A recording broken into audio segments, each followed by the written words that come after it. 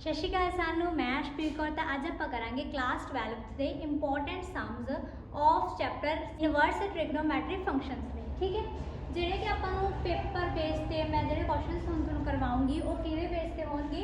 Question ਜਿਹੜੇ ਹੋਣਗੇ ਉਹ ਆਪਣੇ MCQ ਹੋ ਸਕਦੇ ਆ, ਟਰੂ ਫਾਲਸ ਹੋ ਸਕਦੇ ਤੇ ਫਿਲਅਪਸ ਹੋ ਸਕਦੇ ਆ। ਠੀਕ ਹੈ, ਜਿਵੇਂ ਕਿ ਤੁਹਾਨੂੰ ਇੱਥੇ ਪਹਿਲੀ ਫਿਲਅਪ ਦਿੱਤੀ ਗਈ ਹੈ principal values of sign inverse 1। ਠੀਕ ਹੈ, ਸਾਈਨ ਇਨਵਰਸ 1 ਦੀ ਆਪਾਂ ਪ੍ਰਿੰਸੀਪਲ ਵੈਲਿਊ ਹੈ ਜਿਹੜੀ ਉਹ ਫਾਈਂਡ ਕਰਨੀ ਹੈ, ਯਾਨੀ ਕਿ ਪਾਈ ਬਾਏ ਜਾਂ ਪਾਈ ਦੇ ਵਿੱਚ ਆਪਾਂ ਕੀ ਕੱਢਾਂਗੇ, ਆਨਸਰ ਕੱਢਾਂਗੇ। ਇਜ਼ ਡੈਸ਼ ਉਹ ਕੀ ਹੋਗੀ ਉਹ ਆਪਾਂ ਦੱਸਣਾ ਹੈ। ਠੀਕ ਹੈ, ਜਿਵੇਂ ਕਿ ਆਪਣੇ ਕੋਲ ਹੈਗਾ ਇੱਥੇ ਸਾਈਨ ਇਨਵਰਸ 1। ਠੀਕ ਹੈ, ਪਹਿਲਾਂ ਆਪਾਂ ਸਾਈਨ ਨੂੰ ਕਿਵੇਂ ਲਿਖ ਸਕਦੇ ਹਾਂ, 1 ਅਪੋਨ ਸਾਈਨ ਲਿਖ ਸਕਦੇ ਹਾਂ ਸਾਈਨ ਇਨਵਰਸ ਨੂੰ। ਠੀਕ ਹੈ, ਦੂਜੀ ਗੱਲ ਜਦੋਂ ਆਪਾਂ ਤੁਸੀਂ ਦੇਖੋ ਇੱਥੇ ਕੀ ਆਪਣੇ ਕੋਲ ਸਾਈਨ ਹੈ ਜਿਹੜਾ ਉਹ ਪੋਜ਼ਿਟਿਵ ਹੈ। ਠੀਕ ਹੈ, ਇਸ ਕਰਕੇ ਆਪਾਂ ਆਹ ਵਾਲਾ ਫਾਰਮੂਲਾ ਯੂਜ਼ ਨਹੀਂ ਕਰਾਂਗੇ। ਇਸ ਕਰਕੇ ਆਪਾਂ ਕੀ ਲਿਖਾਂਗੇ, ਸਾਈਨ। ਠੀਕ ਹੈ, ਦੈਨ ਤੁਸੀਂ ਦੇਖਣਾ ਵੀ ਸਾਈਨ ਦੀ ਵੈਲਿਊ 1 ਕਿੱਥੇ ਆਉਂਦੀ ਹੈ। ਸਾਈਨ ਦੀ ਵੈਲਿਊ ਆਪਣੇ ਕੋਲ 1 ਹੈ ਜਿਹੜੀ ਉਹ ਆਉਂਦੀ ਹੈ 90 ਦੇ ਉੱਤੇ। ਠੀਕ ਹੈ, 90 ਨੂੰ ਆਪਾਂ ਕਿਵੇਂ ਲਿਖ ਸਕਦੇ ਹਾਂ, π/2, ਕਿਉਂਕਿ ਤੁਸੀਂ ਦੇਖੋ ਜੇ ਆਪਾਂ π/2 ਲਿਖਦੇ ਹਾਂ, π/2 ਦਾ ਮਤਲਬ ਕੀ ਹੋ ਗਿਆ, ਪਾਈ ਦਾ ਮਤਲਬ ਹੋ ਗਿਆ 180 ਐਂਡ 2 ਨੀਚੇ, ਤਾਂ ਇਹਨੂੰ ਕੈਂਸਲ ਕਰਾਂਗੇ ਤਾਂ 90 ਹੀ ਆ ਜਾਊ ਆਪਣੇ ਕੋਲ। ਠੀਕ ਹੈ, ਤਾਂ ਆਪਾਂ ਇਹਨੂੰ ਕੀ ਲਿਖ ਸਕਦੇ ਹਾਂ, π/2। ਠੀਕ ਹੈ, ਤਾਂ ਸਾਈਨ ਆ ਸਾਈਨ ਵੀ ਹੋ ਗਿਆ ਕੈਂਸਲ ਹੋ ਗਿਆ, ਆਨਸਰ ਵਿੱਚ ਆਪਣੇ ਕੋਲ ਕੀ ਆ ਗਿਆ, π/2 ਆ ਗਿਆ। ਠੀਕ ਹੈ, ਤਾਂ ਆਪਾਂ ਲਿਖ ਲਾਂਗੇ π/2। ਨੈਕਸਟ ਕਰਦੇ ਆਪਾਂ ਸੈਕਿੰਡ।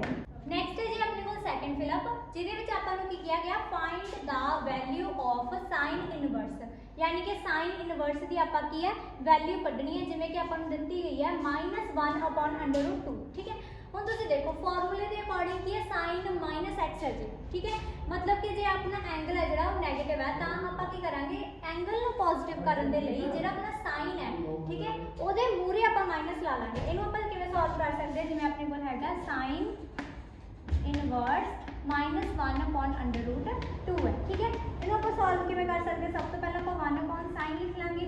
ठीक है, दैन तुम देखो अपने को माइनस है, इस करके आप मूहरे की लिख लिया, माइनस ला लिया। ठीक है, क्योंकि फॉर्मूले के अकॉर्डिंग सीगा। ठीक है, हुण तुसीं देखना भी साइन की वैल्यू जी है 1/√2 कित्थे आउंदी है, तो साइन की वैल्यू 1/√2 कित्थे आउंदी है, अपने को 45 के उत्ते आउंदी है। ठीक है, हुण जिहड़ा 45 है उहनूं आपां की लिख सकते हैं, π/4 लिख सकते हैं, क्योंकि देखो अपने को की है π/4,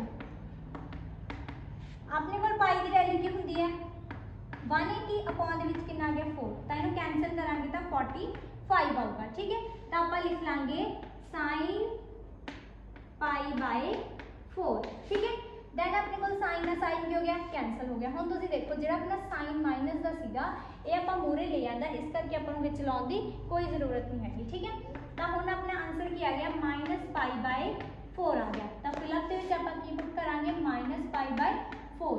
ਜਿਹੜੇ ਇਹ ਸਮ ਹੁੰਦੇ ਆ मतलब कि प्रिंसीपल वैल्यूज़ ਦੇ ਇਹ 100% ਦੇ ਨੇੜੇ ਤੇੜੇ ਕੀ ਹੁੰਦੇ ਆ, ਆਉਂਦੇ ਹੀ ਆਉਂਦੇ ਪੇਪਰ ਦੇ ਵਿੱਚ। ਠੀਕ ਹੈ, ਜਾਂ ਤਾਂ ਉਹ MCQs ਦੇ ਵਿੱਚ ਆ ਸਕਦੇ ਆ, ਜਾਂ ਟਰੂ ਫਾਲਸ ਦੇ ਵਿੱਚ ਆ ਸਕਦੇ ਆ, ਜਾਂ ਫਿਰ ਫਿਲਅਪਸ ਦੇ ਵਿੱਚ ਆ ਸਕਦੇ ਆ। ਠੀਕ ਹੈ, ਹੁਣ ਆਪਾਂ ਕਰਦੇ ਹਾਂ ਦਾ ਨੈਕਸਟ थर्ड है जी अपने को MCQ बेस से किमें आ सकता अपने को, जिमें कि हैगा sine inverse 1/2 is equals to. ठीक है, जी प्रिंसीपल वैल्यू है, ठीक है, ओदा आपां की है पता करना है, जिमें कि अपने को ऑप्शंस दित्ती हैं A B C D। ठीक है, फर्स्ट ऑप्शन है 0, B अपने को π/6, C है π/2, D π/3। ठीक है, हम आप सॉल्व करांगे तो इन्हां दे विचों आंसर कढ के आप टिक कर देंगे। ठीक है, अपने को हैगा साइन इनवर्स 1/2।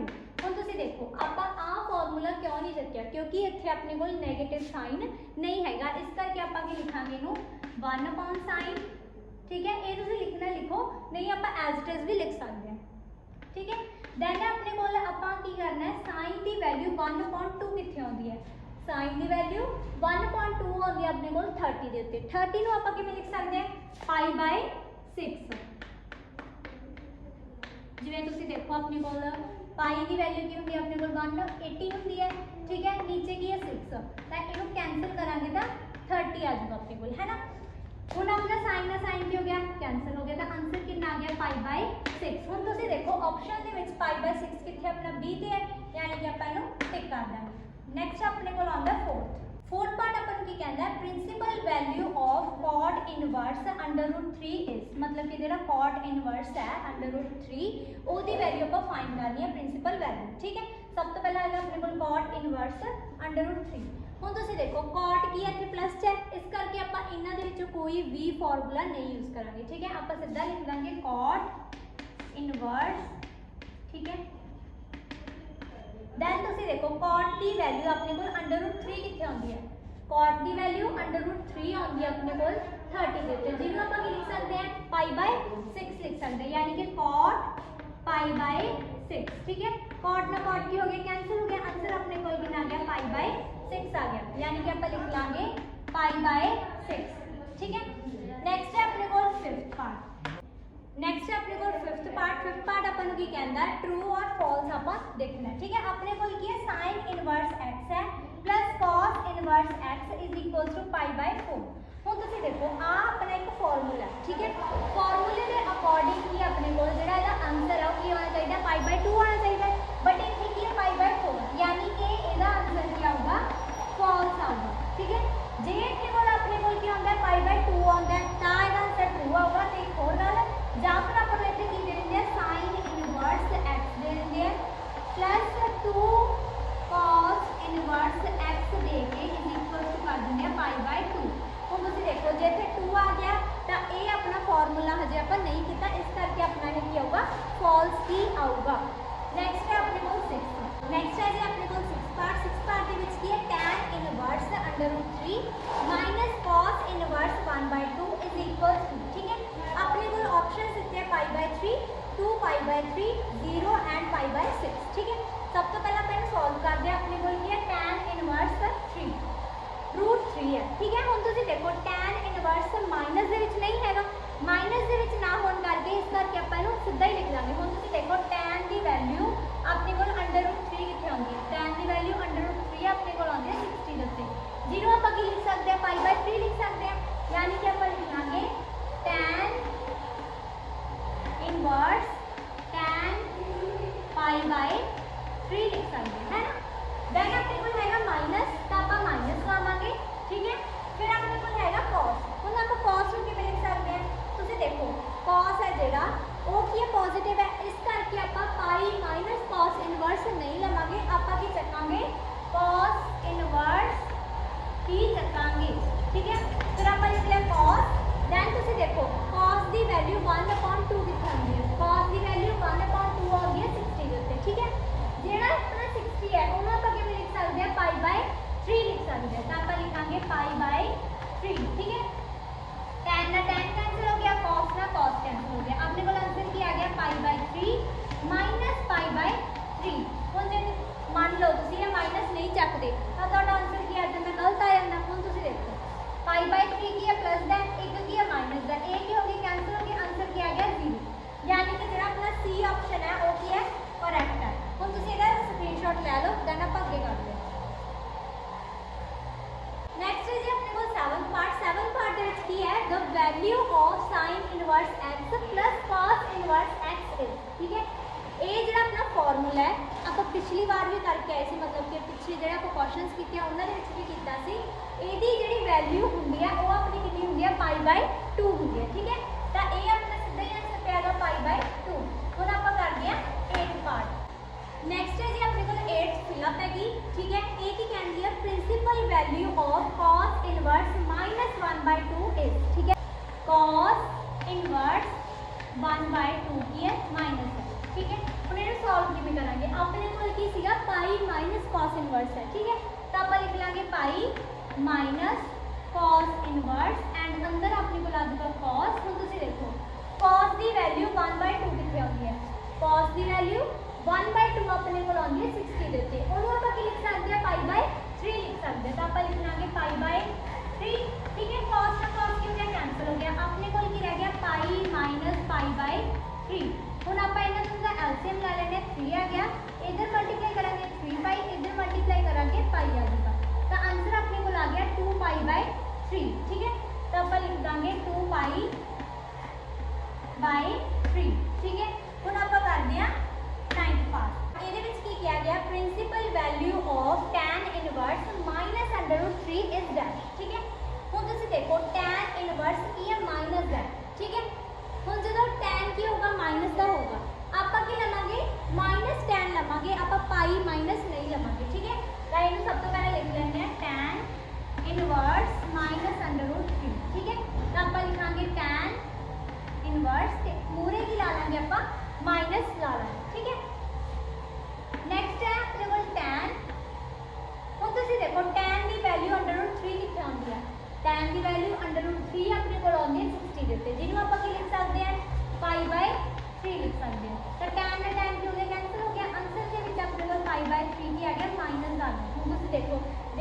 ਤੁਸੀਂ ਇਹਨੂੰ ਭੁੱਲ ਜਾਂਦੇ ਮਾਈਨਸ ਨੂੰ, ਪਰ ਤੁਸੀਂ ਸਿੱਧਾ ਹੀ ਲਿਖ ਲੈਂਦੇ ਤੇ ਤੁਹਾਡਾ ਇੱਕ ਨੰਬਰ ਕੀ ਸੀ ਕੱਟਿਆ ਜਾਣਾ ਸੀ।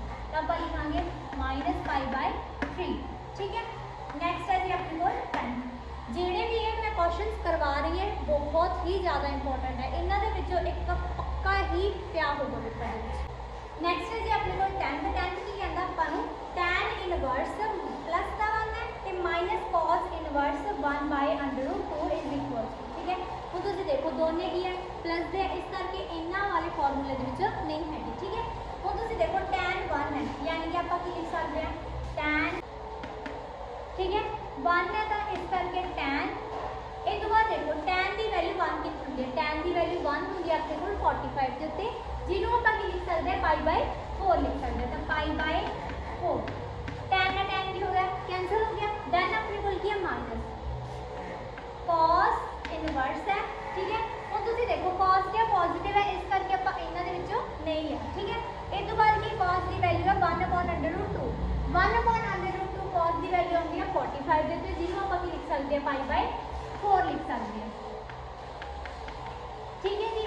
देन cos का cos क्या हो गया कैंसिल हो गया, अपने को आंसर किया गया π/4 माइनस π/4 आ गया। हम π/4 एक किसी प्लस ਦਾ ਸੀ ਇੱਕ किसी माइनस ਦਾ ਸੀਗਾ, ਇਸ ਕਰਕੇ कैंसिल हो के आंसर कितना आ गया 0। ਹੁਣ ਤੁਸੀਂ ਦੇਖੋ ਆਪਣੇ ਕੋਲ ਆਪਸ਼ਨ ਦੇ ਵਿੱਚ ਕੀ ਹੈ π/2 ਹੈ π/4 ਹੈ 0 ਐਂਡ π ਹੈ, ਤਾਂ ਇਹਦਾ ਆंसर ਕੀ ਆ ਗਿਆ ਆਪਣੇ ਕੋਲ C ਆ ਗਿਆ। ਦੈਨ ਆਪਾਂ ਕਰਦੇ ਹਾਂ 11।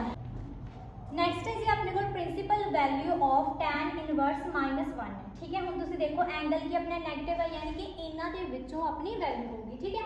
ਹੁਣ tan ਕੀ ਨੈਗੇਟਿਵ ਹੈ, ਇਸ ਕਰਕੇ ਜਿਹੜਾ ਮਾਈਨਸ ਸੀਗਾ ਉਹ ਕੀ ਆ ਜਾਊਗਾ ਮੂਰੇ ਆ ਜਾਊਗਾ, ਯਾਨੀ ਕਿ ਆਪਾਂ ਲਿਖ ਸਕਦੇ ਹਾਂ minus tan inverse tan and then ਤੁਸੀਂ ਦੇਖੋ tan ਦੀ ਵੈਲਿਊ 1 ਆਪਣੇ ਕੋਲ ਹੁੰਦੀ ਹੈ 45 ਦੇ ਉੱਤੇ, ਜਿਹਨੂੰ ਆਪਾਂ ਕੀ ਲਿਖ ਸਕਦੇ ਹਾਂ π/4